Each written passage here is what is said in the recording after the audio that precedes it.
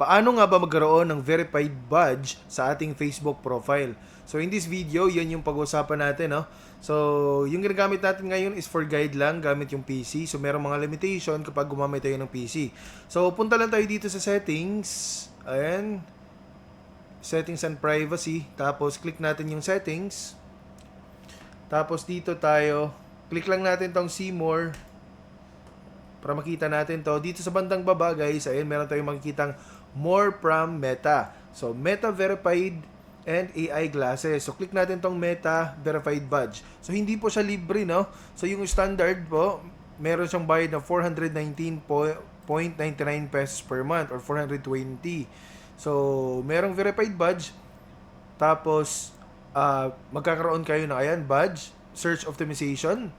So, ibig sabihin, madidiscover kayo pag sinearch yung pangalan nyo, mabilis kayong lumabas, drive engagement, upgraded profile links, exclusive stickers, impersonation protection, ayan. Ito, hindi kasali itong featured profile, add links to reels. Pero dito naman sa My Plus, ay naka-check, pero wala siyang custom chat themes. Dito naman po sa premium, so lahat meron na, pero meron pa siyang max. So, add links to Reels, 6 per month. Enhance support, chat or email with agents, get issued resolved more quickly. Request a call from an agent, active monitoring. So, halimbawa, ito yung pipiliin nyo, standard, kasi ito yung recommended. Pindutin nyo lang yung continue, pero since gumagamit tayo ngayon ng PC, so hindi natin siya ma-process. Okay? So, yan. So, pwede natin tong ayun na, pwede na pala, oh. So, ayan guys, i-click lang natin yan. Kanina kasi sinasabi na kailangan daw ng mobile. Okay?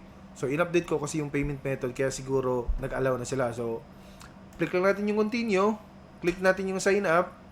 Ayan. So, confirm and pay, 419. Click ko lang yung continue. Tapos, magbabayad na ako. Automatic, magkakaroon ako ng ganito. Ayun, verified badge. 419 pesos. Okay, so yan lang muna yung tutorial natin guys. So madali lang naman, after nito, continue, payment na, after payment successful, ganito na yung profile natin. So hindi mo na tayo magkakaroon ng badge kasi nga wala tayong pera. Okay, so may katanungan ka, make it sure na mag-comment down below.